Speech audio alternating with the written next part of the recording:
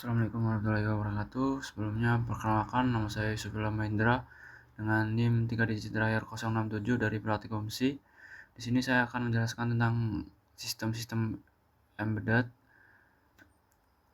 Selanjutnya yang pertama adalah GPIO atau Digital I/O, yaitu pengertian GPIO adalah pin pada microcontroller yang bisa digunakan sebagai fleksibel sebagai input atau membaca sinyal atau output mengirim sinyal.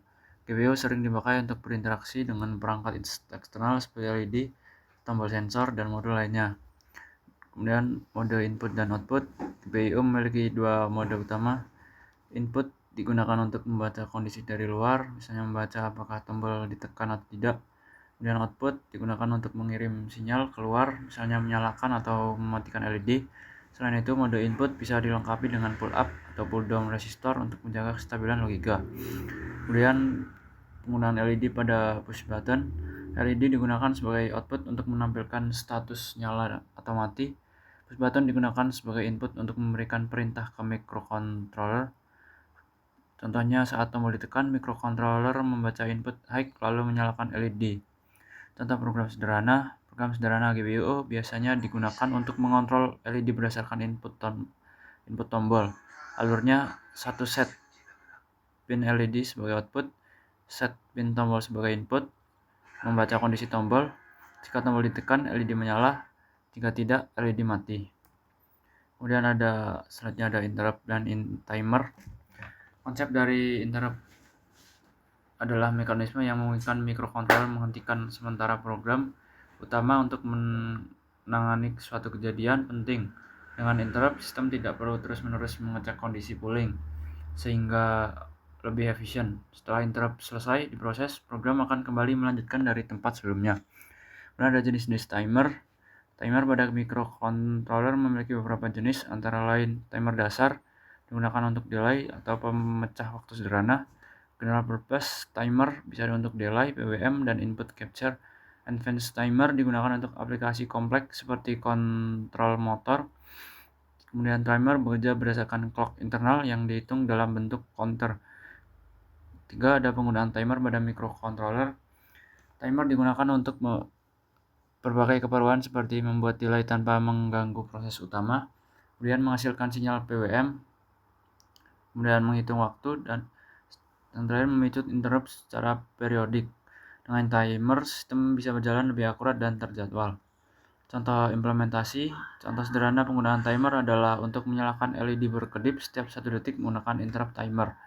Alurnya yaitu konfigurasi timer dengan periode tertentu, kemudian aktifkan interrupt timer, dan saat interrupt terjadi, ubah kondisi LED atau toggle.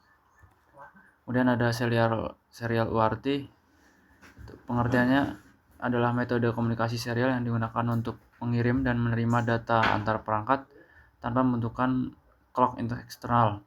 Komunikasi ini sederhana dan sering digunakan pada microcontroller seperti STM32 dan ESP32.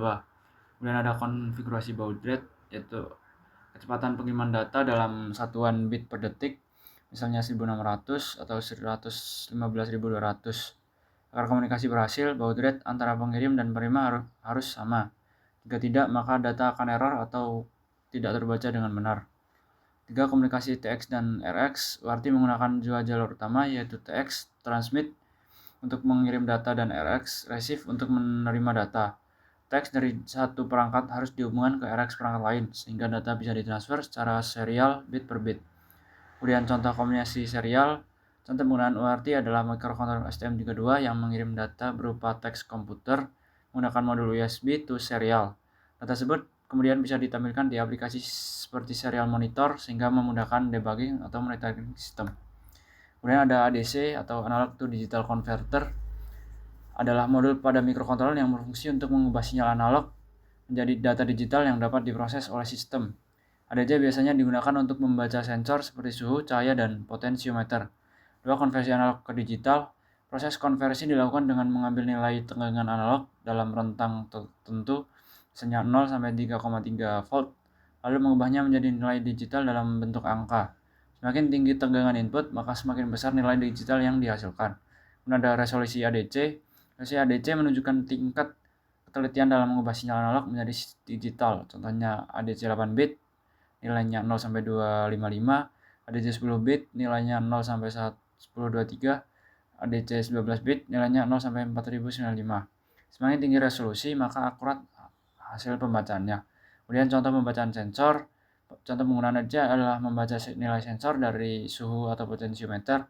Tegangan sensor akan masuk ke ADC, kemudian dikonversi menjadi nilai tegangan yang bisa digunakan untuk mengambil keputusan, misalnya mengatur kecepatan kipas atau menampilkan data ke layar. Kemudian ada DAC dan PWM. DAC sendiri adalah modul pada mikrokontroler yang berfungsi untuk mengubah data digital menjadi sinyal analog berupa tegangan. DAC digunakan sistem perlu menghasilkan sinyal analog, misalnya untuk audio atau kontrol perangkat analog. Konsep PWM adalah teknik untuk menghasilkan sinyal analog semu menggunakan sinyal digital dengan cara mengatur lebar pulsa on-off secara cepat. Dengan PWM, mikrokontroler dapat mengontrol tegangan rata-rata tanpa menggunakan DAC secara langsung. Pengaturan duty cycle. Duty cycle adalah persentase lamanya sinyal berada pada kondisi high dalam satu periode. Contohnya 0%, selalu off, 50% setengah on, setengah off, 100% selalu on. Semakin besar duty cycle, semakin besar dengan rata-rata yang dihasilkan. Contoh kontrol LED atau motor, PWM sering digunakan untuk mengatur kecerahan LED. Semakin besar duty cycle, maka LED semakin terang. Mengatur kecepatan motor DC atau duty cycle tinggi sama dengan motor memiliki kecepatan yang lebih cepat. Kemudian ada I2C sensor. I2C adalah kontrol protokol komunikasi serial yang menggunakan dua jalur utama, yaitu SDA dan SCL clock. I2C menggunakan beberapa perangkat terhubung dalam satu jalur komunikasi yang sama sehingga lebih efisien dalam penggunaan pin. Kemudian master and slave. Dalam komunikasi I2C terdapat dua peran. Master perangkat yang mengontrol komunikasi dan menghasilkan sinyal clock. Slave perangkat yang merespon perintah dari master. Dan setiap slave memiliki alamat unik sehingga master dapat berkomunikasi dengan perangkat tertentu. Ada penggunaan sensor I2C. I2C memiliki banyak digunakan untuk sensor seperti sensor suhu, accelerometer, dan LCD I2C dengan hanya dua kabel. Mikrokontroler dapat membaca data dari banyak sensor sekaligus tanpa perlu banyak pin. Kemudian contoh komunikasi sendiri yaitu penggunaan I2C adalah membaca data dari sensor suhu. Mikrokontroler sebagai master akan mengirim alamat sensor, lalu sensor slave mengirimkan data kembali melalui jalur SDA. Selanjutnya ada SPI atau Serial Peripheral Interface. SPI sendiri adalah protokol komunikasi serial yang digunakan untuk mempertukaran data dengan kecepatan tinggi antara mikrokontroler dan perangkat lain.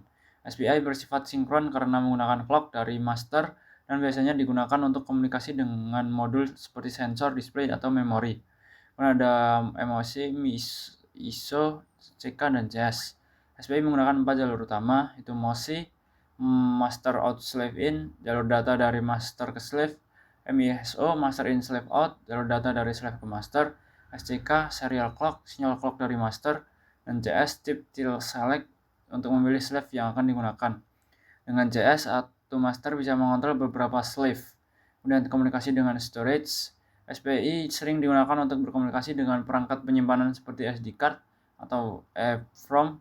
Kecepatan tinggi SPI membuatnya cocok untuk transfer data dalam jumlah besar, misalnya membaca atau menulis file. Contoh implementasi, contoh penggunaan SPI adalah komunikasi antara mikrokontroler dengan modul SD card untuk menyimpan data. Mikrokontroler mengirim perintah melalui MOSI dan menerima respon melalui MISO. Ada DMA. DMA adalah fitur dari mikrokontroler yang menggunakan transfer data antar peripheral atau antara peripheral dan memori tanpa melibatkan CPU secara langsung. Dengan DMA, proses pemindahan data bisa berjalan otomatis di background. Keuntungan DMA yaitu penggunaan DMA memiliki beberapa keuntungan, yaitu mengurangi beban kerja CPU, meningkatkan efisiensi sistem, mempercepat proses transfer data, cocok untuk data yang berjumlah besar atau transfer berulang. Transfer data tanpa CPU. Dengan DMA, CPU yang hanya melakukan konfigurasi di awal, kemudian proses transfer data akan dilakukan oleh DMA controller. Selama proses berlangsung, CPU bisa mengerjakan tugas lain tanpa terganggu sehingga multitasking menjadi lebih optimal. Dan contoh penggunaan DMA adalah pada pembacaan ADC atau komunikasi UART secara terus-menerus. Data dari peripheral akan langsung disimpan ke memori tanpa harus dibaca satu persatu oleh CPU. Kemudian ada FreeRTOS Text, adalah sistem operasi yang digunakan pada embedded system untuk menjalankan tugas secara bersamaan dengan pengaturan waktu yang terjadwal. RTOS memungkinkan sistem menjadi lebih terstruktur dan responsif terhadap event. Pembuatan task. Task adalah unit pekerjaan dalam RTOS yang berjalan seperti program kecil, seperti task memiliki fungsi masing-masing dan dapat dijalankan secara paralel. Task dibuat dengan menentukan fungsi, prioritas, dan stack size. Scheduling adalah mekanisme pengaturan kapan dan teks mana yang dijalankan oleh CPU. RTOS biasanya menggunakan metode priority based scheduling, di mana teks dengan prioritas lebih tinggi akan dijalankan terlebih dahulu dibanding teks lainnya. Contoh multitasking, penggunaan RTOS adalah menjalankan beberapa teks secara bersamaan seperti membaca sensor, mengatur LED, dan mengirimkan data melalui UART. Kemudian ada Quest Mapper atau RTOS, adalah mekanisme komunikasi teks dalam RTOS yang digunakan untuk mengirim dan menerima data. Kue bekerja seperti antrian, di mana data yang masuk lebih dulu akan diproses lebih dulu. Kue sering digunakan untuk mengirim data dari satu teks ke teks lain dengan aman. Smart Pump adalah mekanisme sinkronisasi yang digunakan untuk mengatur akses terhadap resource agar tidak terjadi konflik antar task. Ada dua jenis utama, yaitu binary mapper, hanya memiliki dua kondisi, 0 dan 1, biasanya untuk signaling. Counting mapper digunakan untuk menghitung jumlah resource yang tersedia. Kemudian ada sinkronisasi task, yaitu bertujuan untuk mengatur urutan eksekusi antar task agar tidak saling bertabrakan. Dengan kue dan mapper, task bisa saling berkomunikasi dan bekerja secara teratur, misalnya menunggu data tersedia sebelum diproses. Contoh implementasi yaitu task mengirim data ke kue, lalu task lain membaca data tersebut untuk diproses atau ditampilkan. Kemudian ada timer dan notifikasi atau RTOS. Software timer adalah timer yang dijalankan oleh RTOS, bukan hardware timer, untuk menjalankan fungsi tertentu setelah waktu tertentu atau secara periodik. Software timer biasanya digunakan untuk tugas ringan seperti monitoring atau trigger event tanpa mengganggu task utama.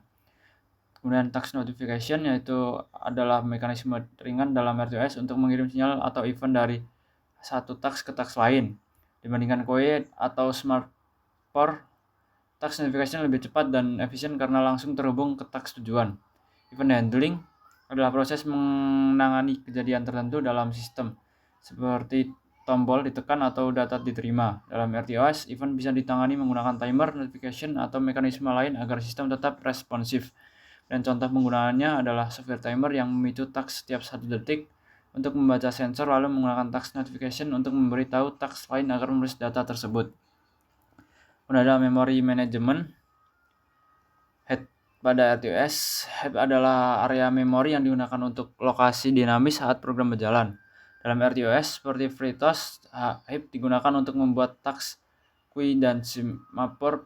Pengaturan heap biasanya ditentukan di awal melalui konfigurasi seperti heap 1, heap 2, hingga heap 5. Kemudian ada manajemen memori, adalah secara sistem mengatur penggunaan RAM agar efisien dan tidak terjadi kebiasaan memori dalam embedded system. Memori tersebut terbatas sehingga harus digunakan secara optimal agar sistem tetap stabil.